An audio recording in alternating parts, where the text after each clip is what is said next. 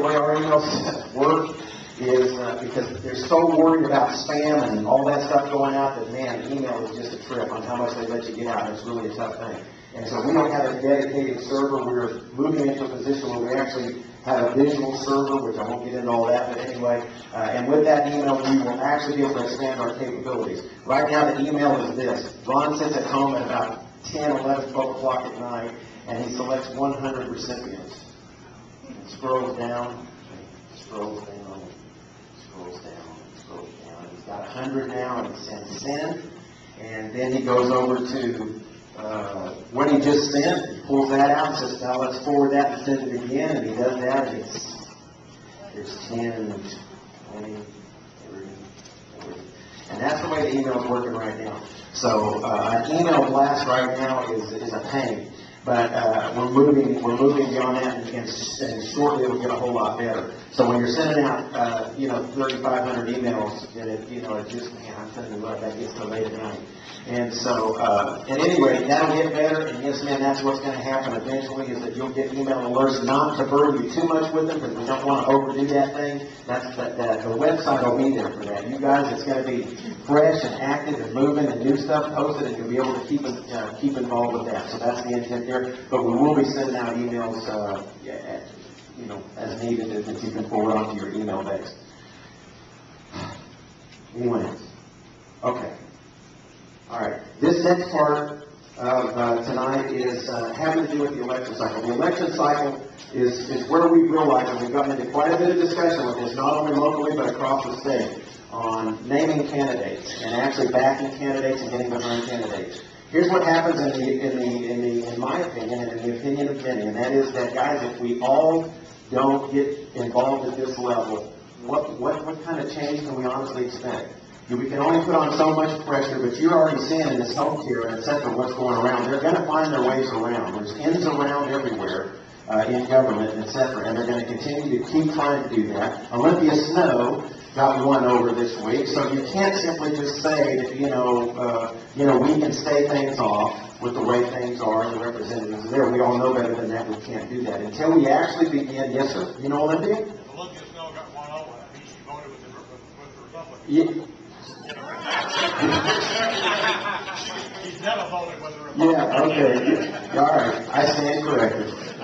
Olympia Snow voted with the Democrats, so she actually did get one over. He's saying if she got one over, she would have voted with the Republicans.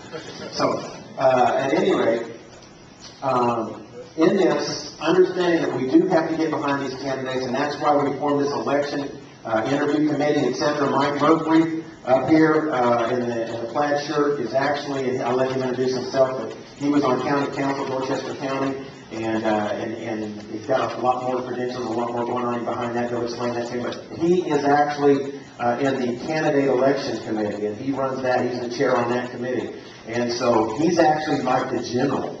I mean, he's the guy that's actually going to be coordinating and putting people out there on the turf, on the hot pavement, or whatever it may be, cold pavement, whatever the case may be. But he's the one that's actually going to be the general coordinating that stuff and whatnot.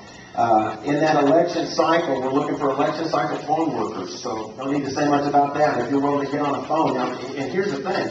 I mean, you guys got people in Mount Pleasant. There are people in other parts of the Low Country that don't actually have anything happen this November. Y'all do. And what I'm telling them is, and what I would be telling you if you didn't have people to go vote for in November here, what I would be telling them is this: you can still help. How can you help? You can become part of that Tea Party foot soldier army. You can be on the phone. You could be out on a busy intersection or whatever a couple times a week. And we cycle in and out of there, holding up our candidates' banners and placards and whatnot, their faces, their names. I mean, even if they're not in your area, we can actually support Tea Party principal candidates around the Low Country. Help Mount Pleasant. I mean, there are people going to be coming here to Mount Pleasant. I hope you don't get offended by this. They don't all look like I do. No, there are people that's going to be coming to Mount Pleasant that will actually help support Tea Party principal candidates. In other words, get their name out, get the word out, get that out for you, so that you get representatives in place within your local government that will represent you. And so I trust that you would do the same for them and when the time comes. So that's going to be election cycle foot soldiers, either carrying those placards, etc. Election cycle foot soldiers 2, you can read that for yourself, but it's actually going maybe in the neighborhoods, going door to door. If you're one of those people that don't mind getting in front of people and talking, then that would have your name on it right there. A poll manager, interested in working as a poll manager on election day. A poll manager, just fill in the box and we'll get information to you. Not much to that other than your job is a big job. That's a great job to have on election day as a poll manager. You actually identify fraud and things like that may be taking place. So poll managers are somewhere where we could all be plugged in, involved in, and do a service. And precinct officers, that's if you want to work on it on a little bit longer basis and etc., then you may want to become a precinct officer in your precinct or one of the precincts. So that's something you can check on there. We're actually going to have a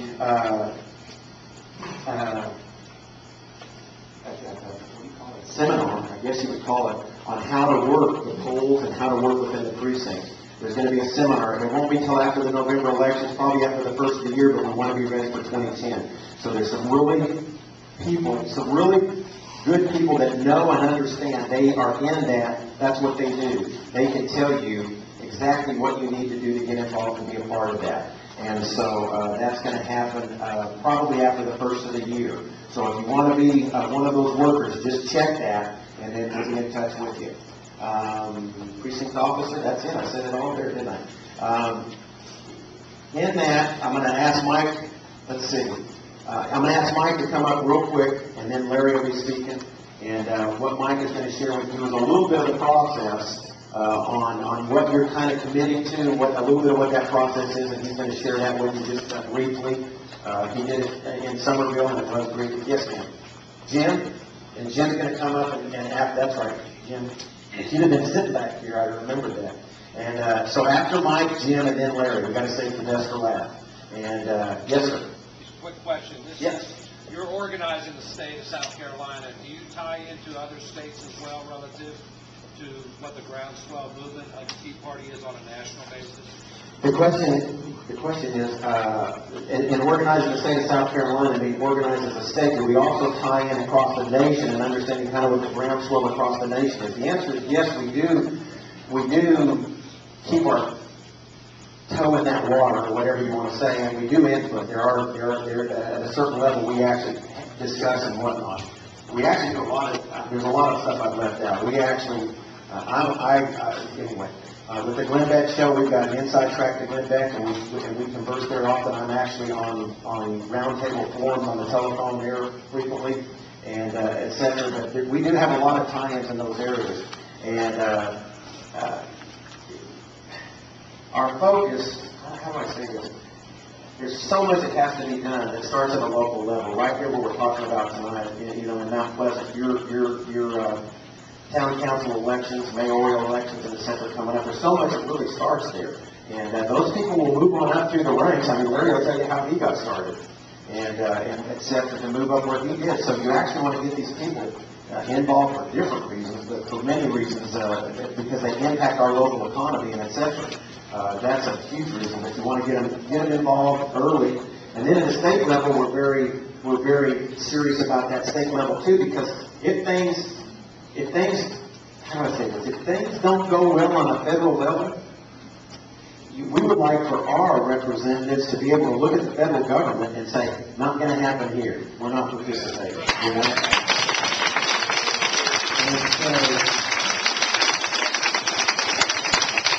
So what we're working on really diligently is bringing everybody together at the state level so that we can actually make that stand and push that across.